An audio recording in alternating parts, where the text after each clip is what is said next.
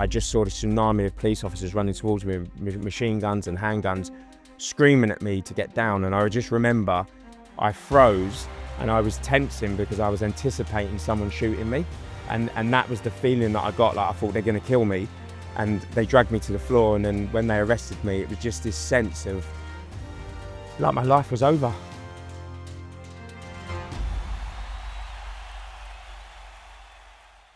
John, thank you very much for coming on the podcast. I suppose in a sporting analogy, this is going to be a sort of story of two halves, isn't it? Is this about sort of pre-prison and then post-prison? Yeah, it kind of is. Even though the sports element did take part in the prison setting. That was the halftime team talk in a way, wasn't it? We're going to continue this analogy, but that was where your life changed. So let's go back to how you got yourself into a life where actually going to prison with the people that were around you wasn't so abnormal. Yeah, so I grew up in South London, a place called Crystal Palace. My mum brought me up with my sister and my mum's sisters, so I had this amazing childhood. And when I started going to primary school, I thought it was normal not to have a dad. And children started teasing me when I went to primary school about not having a dad. And I asked my mum where my dad was. And my mum explained to me my dad died before I was born. She was 8 months pregnant with me, and he died next to her in bed. He had a massive heart attack. So when my mum told me about my dad dying at a very young age, that really triggered something inside me where I knew I wasn't going to live forever. And it made me very, very ambitious that when I got older, I wanted my life to have a meaning, like I wanted to achieve something in my life. And that really was a pivotal moment in my childhood, that when I got older, I didn't want to be normal. I wanted to achieve something. And then I started attaching that achievement to earning money. My dream when I was a little kid was to own British Telecom, and I wanted to be a billionaire when I become an adult. And then a perfect storm of events happened. When I was 8 years old, my mum's ex-husband got released from prison after serving 16 years for armed robbery. And he opened me up to this world of organised crime from being 8 years old. And kind of those role models that I had around me as a kid completely normalised that world to me. You kind of had no chance then, did you? Really, from that sort of age of 8. Yeah, Mark. Like I always accept full responsibility for my actions, and I chose to do everything I've done in my life. Like no one ever made me do anything I didn't want to do. But when you're a young boy growing up and you're in this environment, it is very intoxicating. And a lot of men that engage in that sort of world of organised crime, they're very charismatic, they're very strong, they're very alpha males. And I didn't have a dad when I was growing up, like I said, up until my stepdad until I was 8 years old. Like I didn't have that parental father figure in my life. And then suddenly this man comes into my life that I sort of developed this really powerful bond and relationship with. And he opened up this whole world to me. And like I said, like I wanted to be successful as a young child. I wanted to make money, and suddenly it's all of a this sliding doors moment though, isn't it? Because you really wanted to do well in life, and the person who came into your life just happened to be one of the most notorious armed robbers this country's ever seen. It could have been so different if that person that had come into your life had, that similar work ethic and done something that you could admire and move on with. Life could have changed in a very dramatic way. So it didn't. The life that you'd seen was about crime. So that was normal. It was completely normal. And like my biological father that died, his brother Michael, he committed the biggest armed robbery in the world, and it was £26 million of gold bullion. And I can remember this was the Brinks-Mat. It was the Brinks-Mat, and I remember being 12 years old, watching a Hollywood film about my family in this film, and it again, I feel embarrassed today to say it, but it inspired me to become a criminal, because that was all I saw as a kid. And when sometimes I talk about my childhood and my younger life, some people look at it and think, wow, it was so extreme. But when you're in it, that's your normal. That was where I was at. Like that was, to me, was a normal existence of living. And that led me to spending 10 years of my life incarcerated. Did sport play a part in that early life as a boy, as a teenager, as a young man? Or was it because of the influences on you, you didn't have that sporting outlet? Yeah, nothing whatsoever in regards to sport. Like I was the sort of child that when I would go to school, I would deliberately forget my running shoes, and I had no interest in sport whatsoever as a child. And I could have told you, like who every single sort of mafia boss in New York, like I was completely fixated on that when I was growing up. Not who's winning the Premier League. Nothing whatsoever. No interest in sport or football whatsoever as a young child. So let's go back to the second arrest, the big one in terms of what it did to your life. And you've done a security van raid, or you were attempting to do that, and it went wrong. Tell us about that moment. Yeah, so I lived that typical lifestyle that you imagine. I was living in Spain, I was partying, I was taking drugs. That was my life.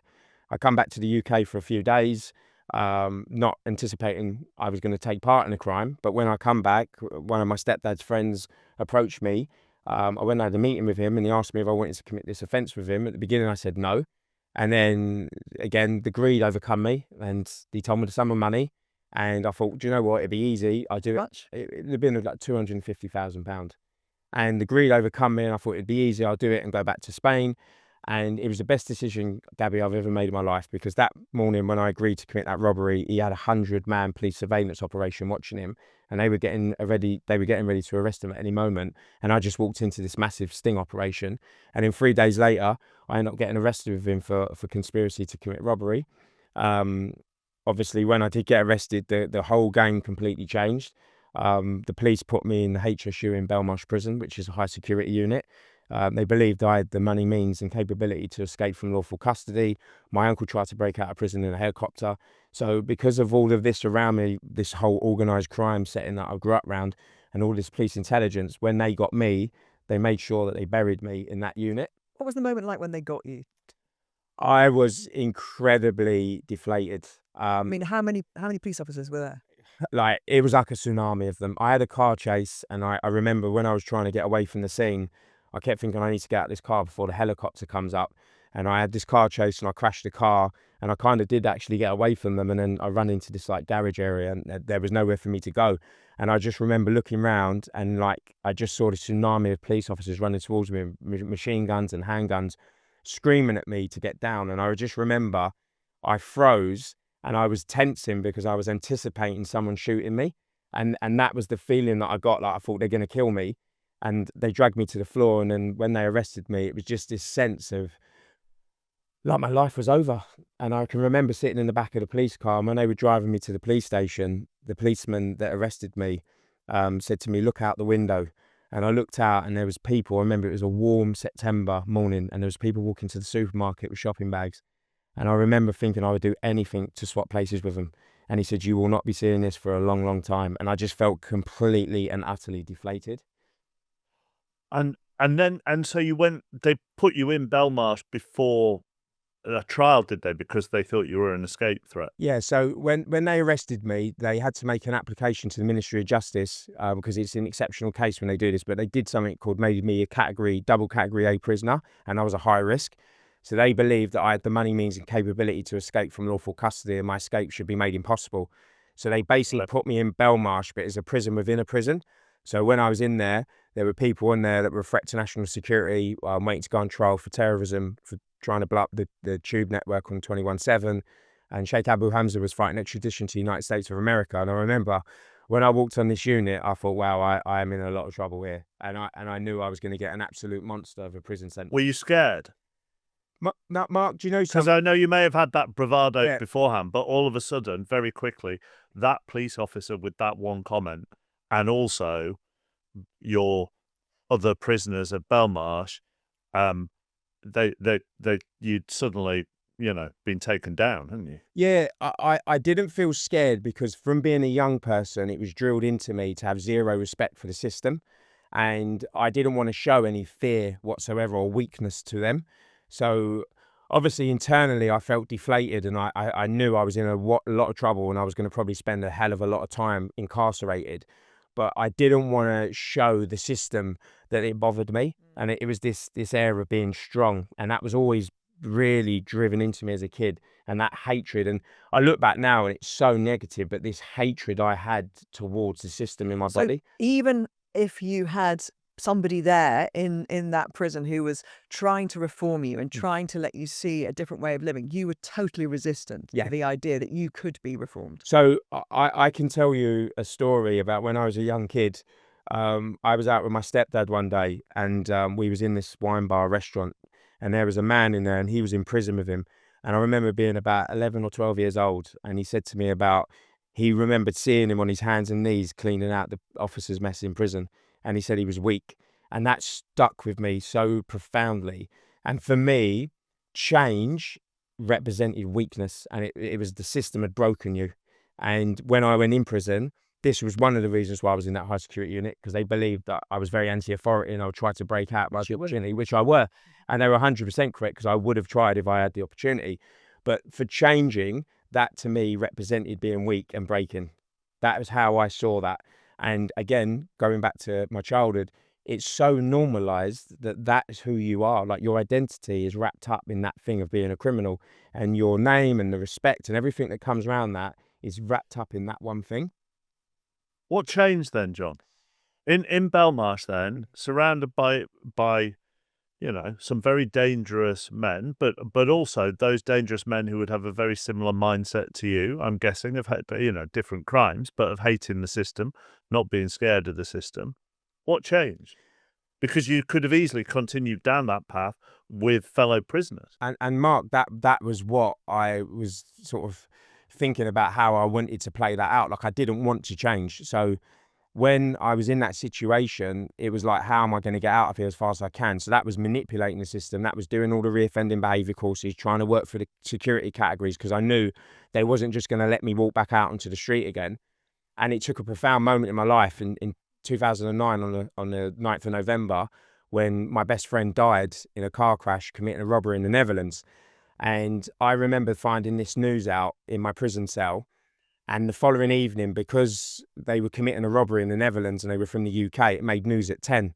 And I can remember sitting in my prison cell watching news at 10 and watching the last moments of my friend's life on a CCTV camera. And it was the first time as an adult I had cried. And I remember having this overwhelming sense of emotion where I felt like I wanted to smash up my cell. And I remember when I was in there, Mark, I had this Rolex Daytona watch on my wrist. And the reason I had this in prison was more of defiance towards the system, that even though you've put me in this environment, you will not change me. And my watch is worth more than what you make in a year. It wasn't to show off in front of prisoners. And I just realized how pathetic it all was. And all of these people I looked up to as a kid, these men that I admired, they were all old men rotting in prison, or they were dead. And it was a profoundly life-changing moment when my friend died. And I remember crying. And I just didn't want to be in that world anymore, Mark. I just wanted to get out of it. And I didn't want to be in that room wasting my life literally into a drain. Did you take the watch off? I did take the watch off, and I gave the watch away. I handed it out on the next visit I had. And I was fortunate that when I went down the prison gym, that there was this incredible prison officer called Darren Davis that I'm still friends with today. And he spotted that I had this innate gift that I didn't even realize I had. So when I was in prison, I knew I was a fit prisoner. And I used to win all the Christmas competitions, and I was always like one of the strongest, like power to weight, when we used to do like the strongman competition. But I didn't know what an athlete was, because I had no interest in sport as a kid. So to me, I didn't realize what athletic ability was. I just knew I was fit in prison. But I started rowing on this indoor rowing machine, and one day a prison officer walked behind me called Darren Davis, and he looked over my shoulder and he went, "Wow, that is super quick." And he went away, and he come back a couple of days later, and he gave me all these pieces of paper, and they had all the world and British records on the Concept 2 indoor rowing machine, and he gave them to me. And I remember looking at them, and I didn't think some of them were real, because I could already nearly break them. And he planted the seed in my mind, and I just remember sitting in my cell, and I wanted to do something else in my life, but I didn't know what that could be, because I gave up my education. Can you explain what the physical activity made you feel like, in terms of how clearly you now changed your mindset because of your friend, but how physically did you feel when you'd done exercise? Like, it was the thing that made me feel alive. So I was in segregation for a year, so hardly had any human contact whatsoever. And that was where my process of exercise really took hold. And I remember doing these cell circuits, and it made me feel like I was a human. I felt alive. And when I then transitioned onto that rowing machine, it transcended me out of prison. Like, genuinely, Gabby, I would sit on this machine for hours a day, and I would look at the monitor, and everyone left me alone. And it was like I created a portal in the prison that removed me out of prison. And I never knew what runner's high was like, that when you get the endorphins and you feel amazing. And it's suddenly, when I'm on this machine, It was like my body adapted to the machine. It became an extension of my body. And it was like I went into flow state, and it just completely removed me from that environment. And it made me feel like I was alive, I was free, I was a human being. Like, I wasn't training at the beginning to be a performance athlete. I was training because I needed to find a form of escapism in the environment in which I was in. And sport and exercise has always been very powerful for me. It was never about vanity. It was never about losing weight. It was never about becoming a performance athlete at the beginning. It was about me feeling like I was a human and free. And when you were free, when were you released? How did you manage to get released? And then what did you do as soon as you left as regards sport? So when I was in prison, I managed to break 3 world records and 8 British records on the rowing machine. So when I got out, I knew I had this talent and I knew I had this ability. And you would think when I went on my first parole hearing, they were just going to open up the door and let me out, which did not happen. They rejected my parole application.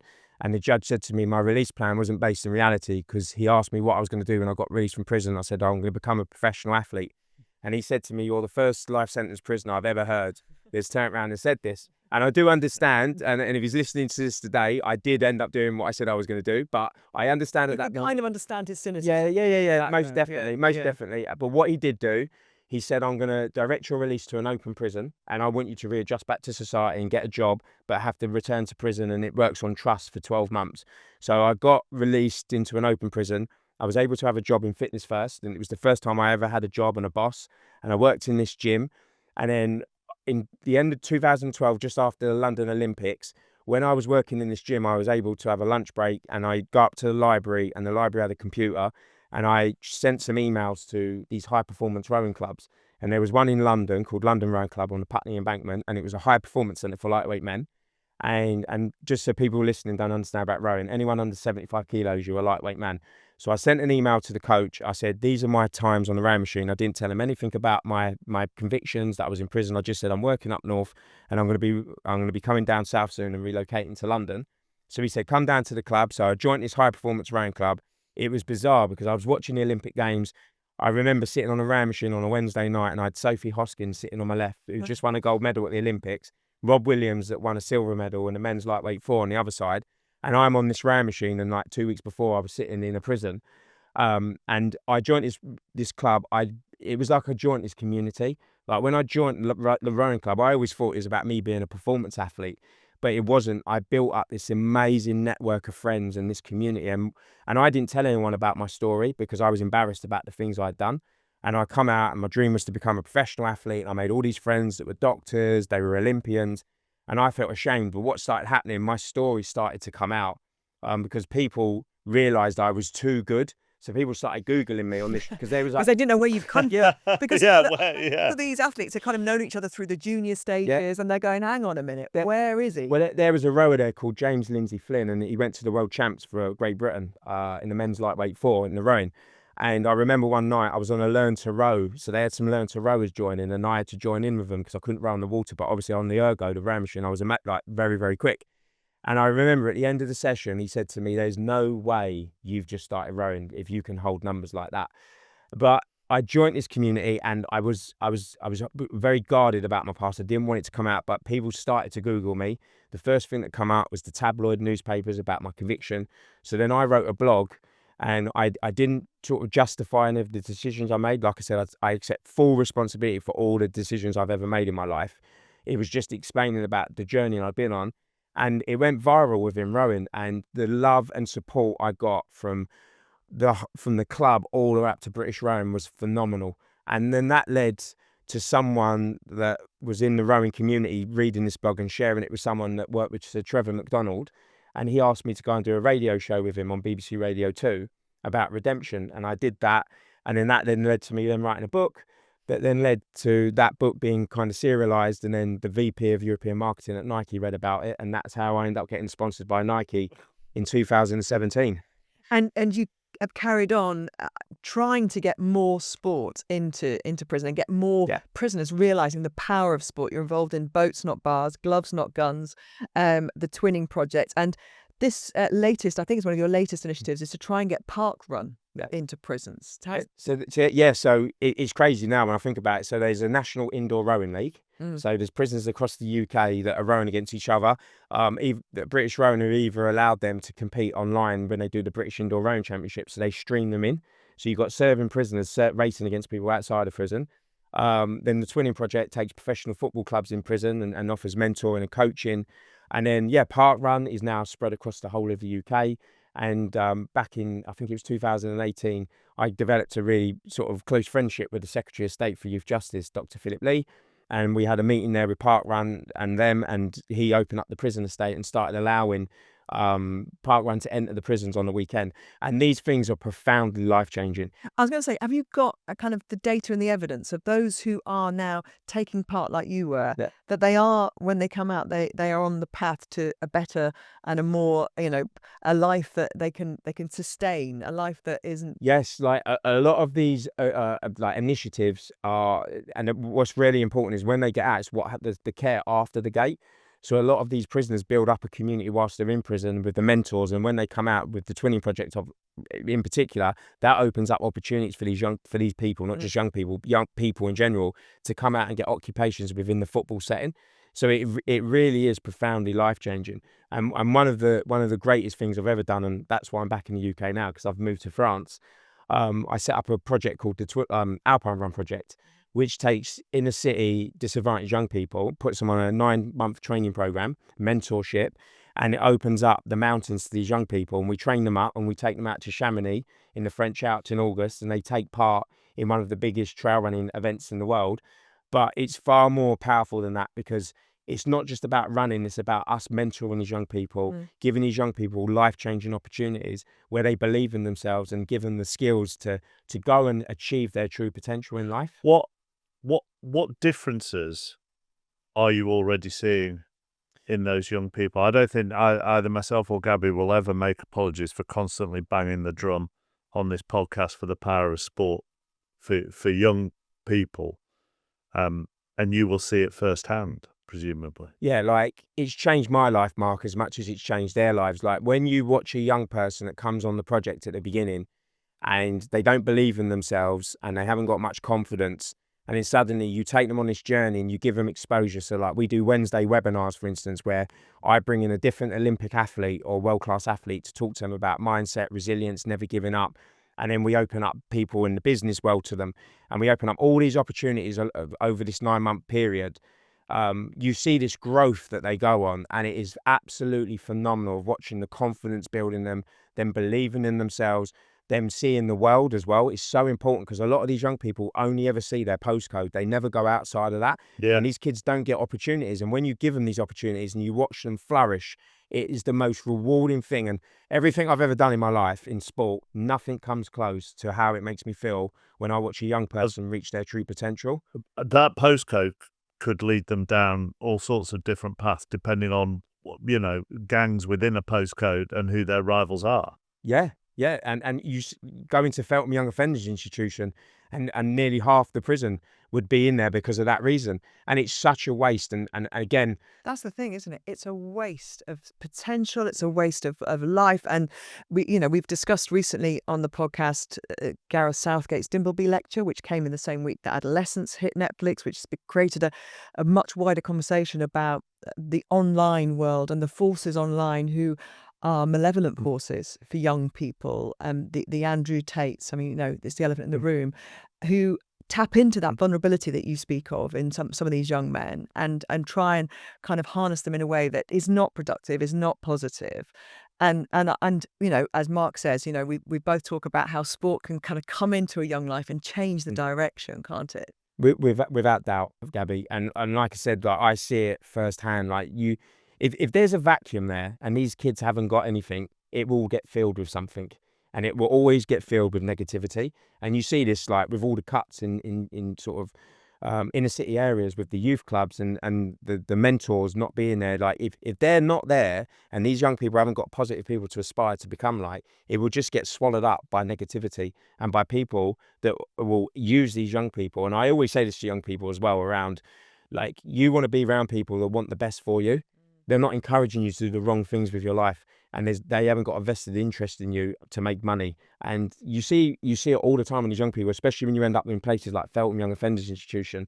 And some of these young men, they're doing things now where what they're doing is so bad that they haven't really got a second chance. Like, they're going to spend massive chunks of their life, especially through the developmental part of their lives, young lives, sitting in prison. Does your background help them relate to you?